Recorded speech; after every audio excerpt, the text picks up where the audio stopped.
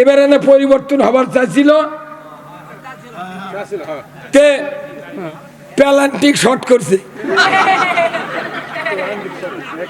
কথা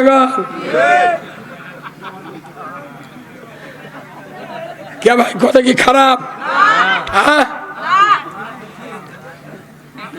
হায় হায় রে, খুব আশা ছিল কল যাবে, কিছু হবি, কিচ্ছু হলো না। গতকালকে কালামানি ইনু আর রাশেদ খান মিনুনের দাবি না হচ্ছে, ওরা দাঁত মেলে হাসিচ্ছে রে পাগল। আল্লাহ রে আল্লাহ, তুই বাচ্চা আল্লাহ না। পৃথিবীর জমিনে যতদিন কালেমার পতাকা বিজয় না হবে, এই পৃথিবীর মাটির থেকে অশান্তি দূর হওয়া সম্ভব নয়। কার কথা? আমরা নামাজ পড়ি কার আইনে? জোরে বলবেন, নামাজ পড়ি কার আইনে? বিবাহ করি কার আইনে? আমরা খাতনা করি কার আইনে? হজ করি আল্লাহর আইনে। আমরা আকিকা করি আল্লাহর আইনে। আমরা উমরা করি আল্লাহর আইনে। জুমার নামাজ পড়ি আল্লাহর আইনে। সব আল্লাহর আইন দিয়ে করি। দেশটা যদি আল্লাহর আইন দিয়ে চলতো, এ দেশটা জান্নাত হয়ে যেত।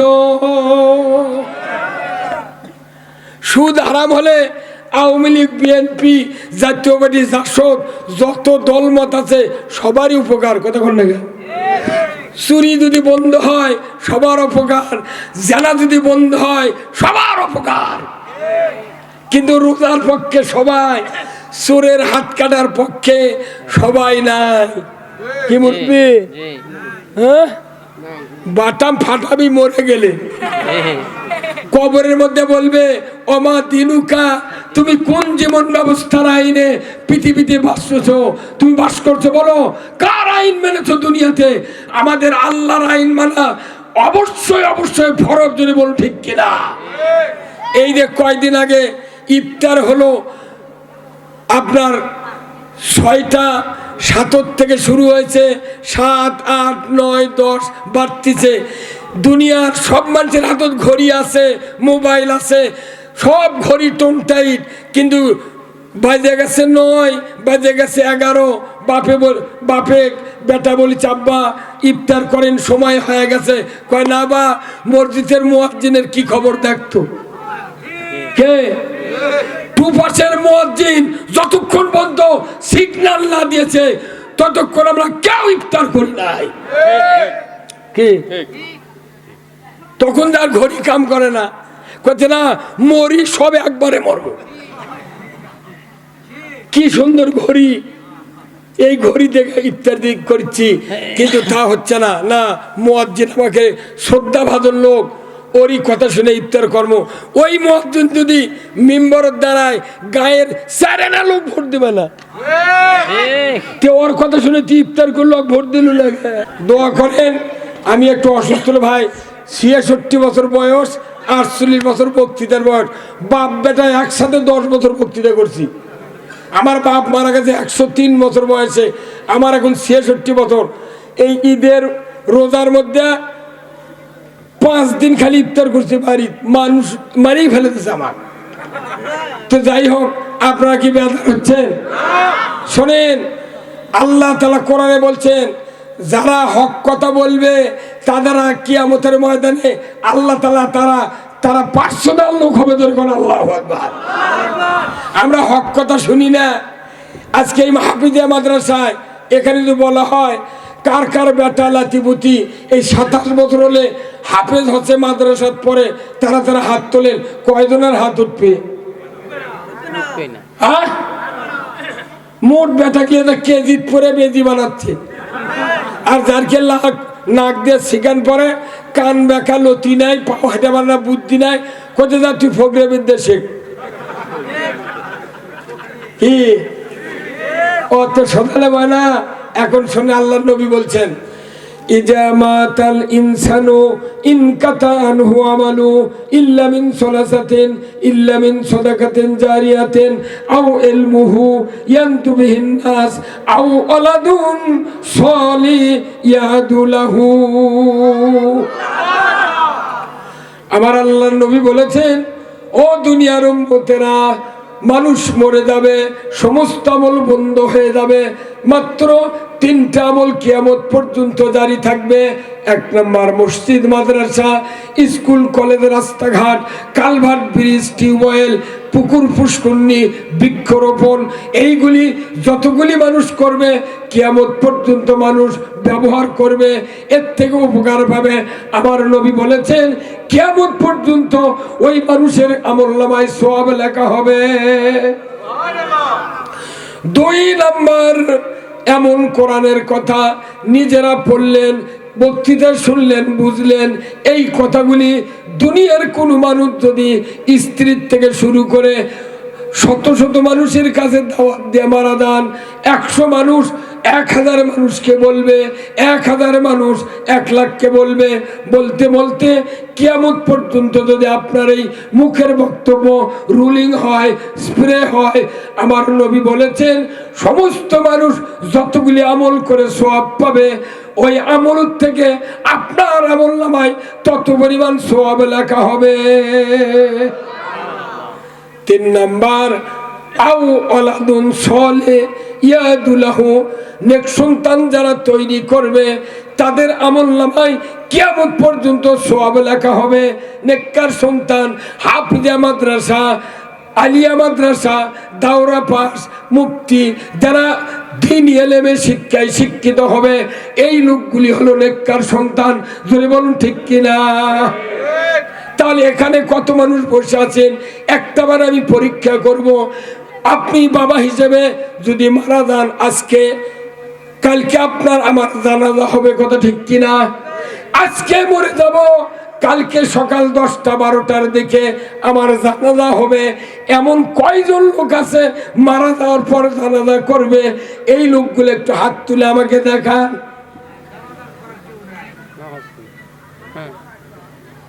2 আর 3 4, কাল আজই মরবেন, কাল জানাজা করবি, আছে এই কয়জন? 10-12 জন আছে। তা আপনার কাছে নাই?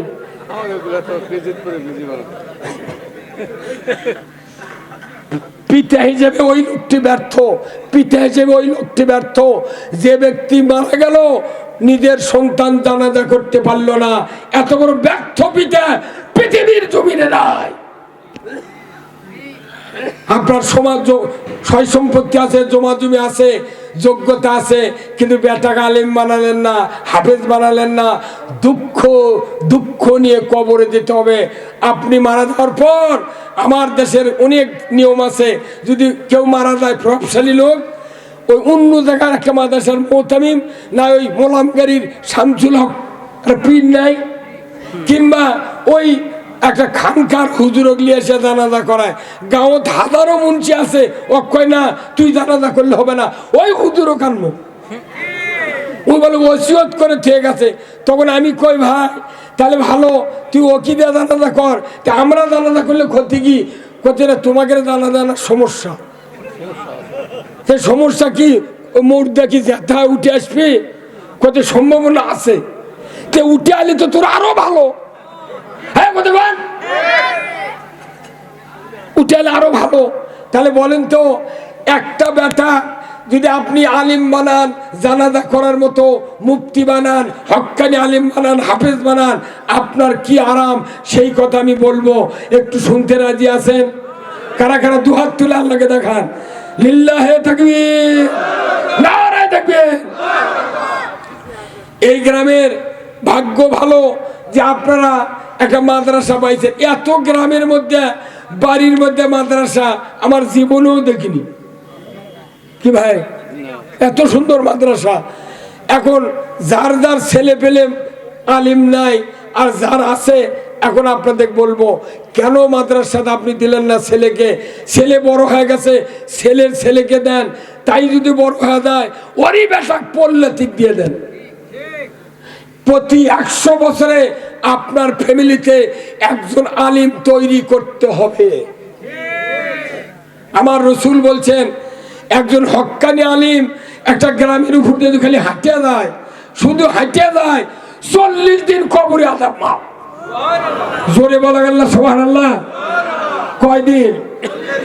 আর একজন আলিম, একজন হাফেজ, একজন মুত্তাকি বেটা যদি বাবা মার কবরের পাশে যা যদি খালি 3 বার সূরা ইখলাস বিসমিল্লাহ সহ আর একবার সূরা ফাতিহা তেলাওয়াত করে হাত তুলে বলে রব্বির হামহুমা কামা রব্বায়ানি সগীরা। আমার নবী বলেছেন এই নেক সন্তানের দোয়ার বরকতে আমার আল্লাহ ওই কবরের পিতামাতার আযাব 40 দিনের জন্য মাফ করে দেয়। কয় দিনের জন্য? 1 লাখ টাকা খরচ করলে একটা সগীরা গুনাহ মাফ হবে? আর খালি একটা বেটা বলে মরে যাবেন, 40 দিন কবরে মাফ, 39 দিন পর আবার দোয়া করলে তাহলে আযাব হচ্ছে। বেটাক দিয়ে বাপের আযাব মোচন করার জন্য আল্লাহ আমাদের বংশে এইগুলি আলিম ওলামা দিয়েছে, অথচ আলিমকে দাম নাই। যে মাদ্রাসা বাংলাদেশে চলছে হাফেজিয়া এবং কওমি মাদ্রাসা, এরা জীবন ভর দেখতেছি ছায়া চিন্তা ফেতরা যাকাত গায়ের মানুষের ধান আলু এগুলো নিয়ে চলে। তাহলে কোন তো প্রাইমারি থেকে ভার্সিটি পর্যন্ত যত মানুষ লেখাপড়া করে তাদের বাপেরা কি সরকারও ট্যাক্স দেয়, খাজনা দেয় না? তাহলে হাফিজে মাদ্রাসা কওমি মাদ্রাসা যারা পড়ে এরা কি খাজনা ট্যাক্স দেয় না? তাহলে একই দেশত এরা মৌলবি হচ্ছে, এর কি উপবৃত্তি নাই, বেতন নাই, বিল্ডিং নাই, কিচ্ছু নাই। ইয়ানা ধাক্কা মারার কিছু দিল, 1 টন দিল, তাই তুলবার গেলে অর্ধেক টাকা ওটি দিয়ে থুয়ে আসা লাগে। ওই নেতাকে পেট না ভরলে ওই দিবি টাকা কি কি করলে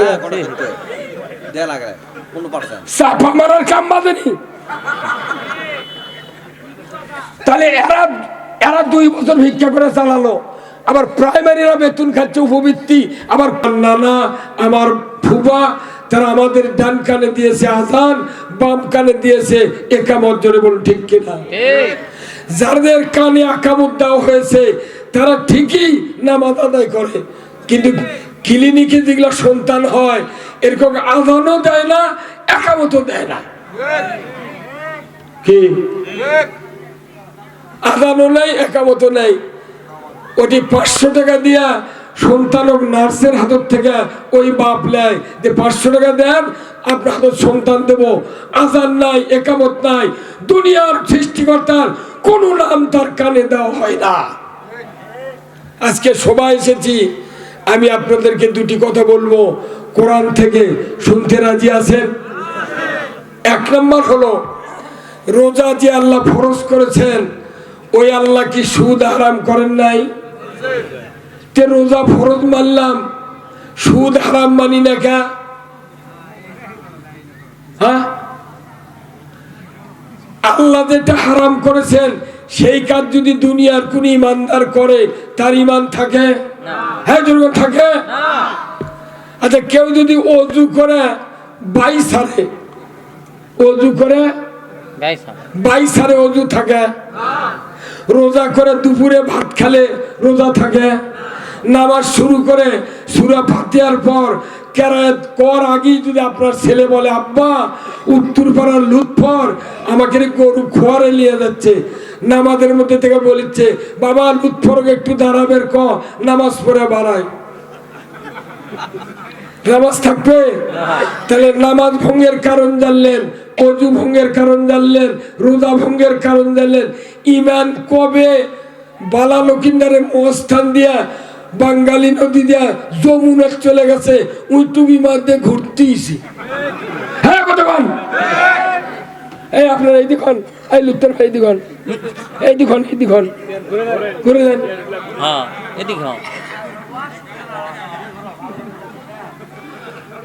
কথা বলেন, যে আল্লাহ রোজা ফরজ করছেন ওই আল্লাহ সুদ হারাম করছেন। সুদ আল্লাহ কোরআনে বলছেন ইয়া আইয়ুহাল্লাযীনা আমানু লা তাকুলুর রিবা। ও দুনিয়ার ইমানদারেরা, তোমরা সুদ খায় না, এই কথা কোথায় আছে? হ্যাঁ কোন কোথায়? তাহলে এই সুদ যে হারাম, এই বাংলাদেশে 54 বছর ধরে যত সরকার শাসন করলো, একজন কি প্রধানমন্ত্রী হিন্দু আছিল? কথা কোনে গা? এমন কোন প্রধানমন্ত্রী নাই যে তাই হজ না করিছে। সব হাজি, সব মুসলমানের দাবিদার, কিন্তু বাংলার সংসদে একজনও বলা হয় নাই সুদকে হারাম করা হলো, কেউ বলে নাই। বরঞ্চ সুদারুকিয়াতে বসেছে। বড় জালিম এই ডক্টর ইউনূস কথা ঠিক কিনা? কি সুদ এত বড় একটা জঘন্য অপরাধ। এই সুদের কারণে আজকে আমাদের সমাজে এই আলু পচে গেল। কত কোনে গা? এই হুজুরাই কথা বলেন আপনি, এই সুদের কারণে আলু পচে গেল। এই সুদের কারণে আমাদের দেশে খাটেও কৃষকের ঘরে টাকা নাই, সব টাকা বড় লোকের ঘরে। বেগম খালেদা জিয়া যখন প্রধানমন্ত্রী ছিলেন তখন 91 সনে 300 টাকা বস্তা ছিল ইউরিয়া। কয় টাকা বস্তা? সার কত দিয়েছিল? 50 কেজি। এখন সারের বস্তার দাম কত? 1350। তাহলে 300 টাকার সময় ছিল 50 কেজি, ওরা যখন 600 হলো তখন তো 100 কেজি থাকা লাগবে। যখন 900 হলো তখন 150 কেজি, 1200 হলো 200 কেজি, 1350 হলো 225 কেজি হওয়া লাগবে। হ্যাঁ কথা বলেন। কিন্তু ওই 50 কেজি আছে, তার মধ্যে আবার 4-5 খান্তি কানা। কেবার এগুলা কানা কে সার ভরে যাচ্ছে, কত হুকের দাগ। ওটা হুকের দাগ নয়, ওটা বদনা দিয়ে সার বার করে লেছে। যে দেশত বস্তার থেকে সার চুরি করে, যে দেশত ভোটের টাকা খায়, যে দেশত জুতা চুরি হয়, যে জায়গায় আলু চুরি হয়, গরু চুরি হয়, হুন্ডা চুরি হয়, সেই দেশত এমনি বক্তৃতা করে কোনো লাভ হবে না।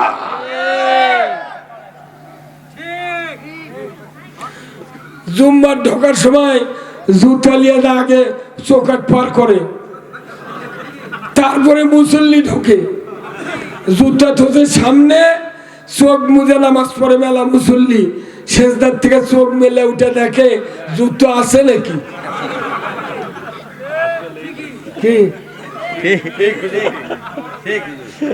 তারেক জিয়াকে জিবরাইল যদি এই দেশের প্রধানমন্ত্রী হয়, এই দেশের মানুষ ভালো হবে না, হবে না, হবে না। দেশে যতক্ষণ ভালো মানুষের শাসন কায়েম না হবে, এই পৃথিবীতে কচুর সাথে গলার দড়ি দিয়া মরা ছাড়া শান্তি হবে না। যাই তখন ক্ষমতা যায়, তাই তখন ওই মোট প্রতিষ্ঠানের সভাপতি। আর আমাকে খালি করছে হুজুর দেখে শুনে কথা কবেন। এটি কোনো আওয়ামী লীগ আছে, বিএনপি আছে, 2-3 গ্রুপের লোক আছে, কাকুদান খেপান না। কেন আল্লাহর কথা এটা, এই কিতাব আল্লাহর, এই কিতাবের মধ্যে কয়টা দল আছে? একটা, এই দুইটা। কয় দল? দুইটা। এক নাম্বার হলো হিজবুল্লাহ, আল্লাহর দল, যেরকম আল্লাহু আকবার। এক নাম্বার কার দল? আল্লাহর দল। 2 নাম্বার হিজবুর শয়তান, কার দল? শয়তানের দল। শয়তানও কেউ চোখ দিয়ে দেখেছেন? তো শয়তান কয় মখলুকাতের থেকে হয় পারিচ্ছেন না?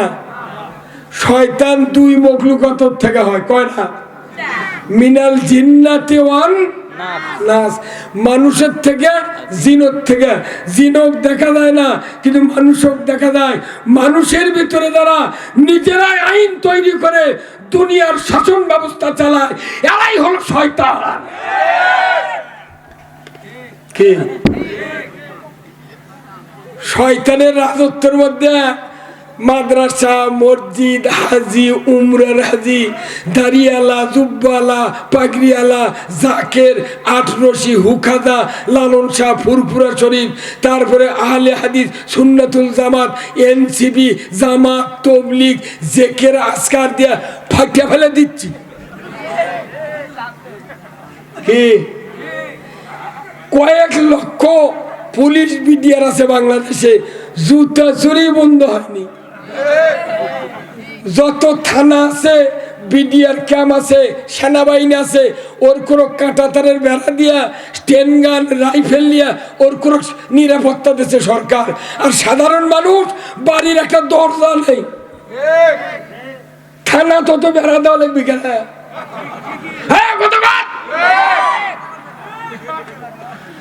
যদি পুলিশ আছে, বিডিআর আছে, উঠি উঠি বেড়া দেবো কে? বেড়া দিলে গরিব মানুষের বাড়ি, গরিব মানুষের গরু চুরি হচ্ছে, আর ওরা দেশের 14 না খাদ্য খাওয়া মানিচ্ছে। কোথায় মুসলমান?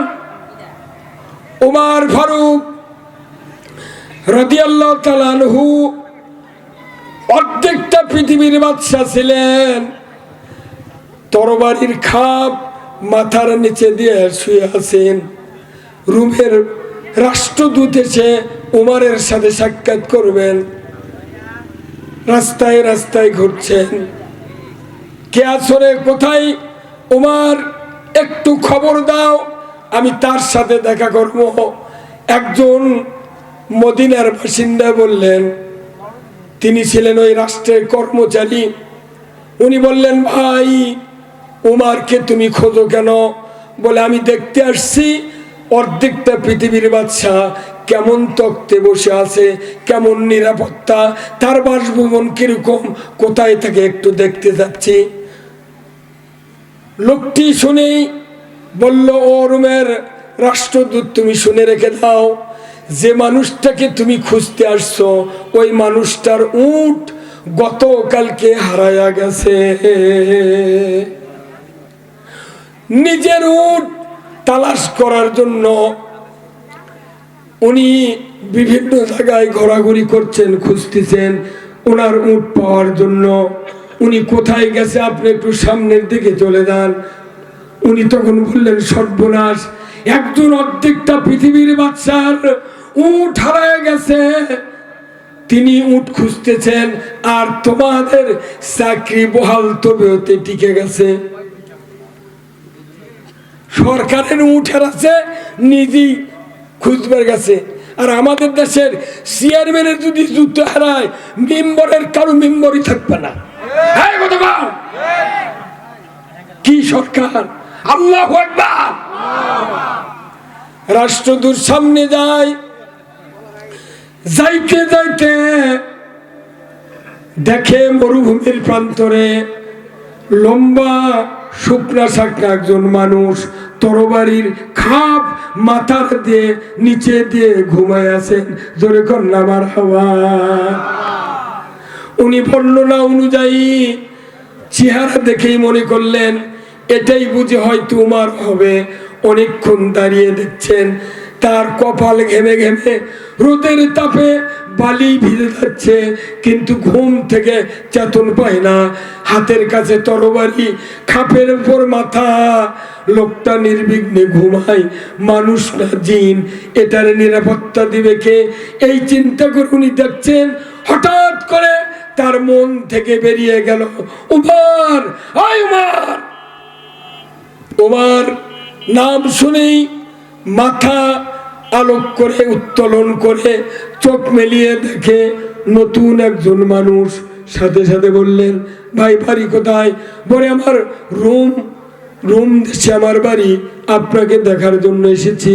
উনি বললেন, ওগো আমিরুল মুমিনিন, আপনি কি এই অর্ধেকটা পৃথিবীর বাদশা? বলে, আমি উমর।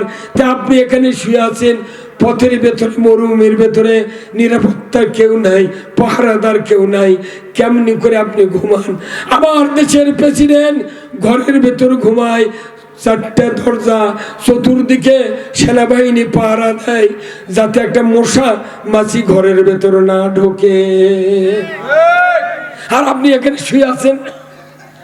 সাথে সাথেই উমর ফারুক বললেন, রে রোমের রাষ্ট্রদূত, তুমি শোনো, আমি পুরা অর্ধেকটা পৃথিবীর মানুষের জন্য জটিল নিরাপত্তার ব্যবস্থা করেছি। এই জন্য পুরা জাতি আমার জীবনের পাহারাদার। আমাদের দেশের সরকার, এমপি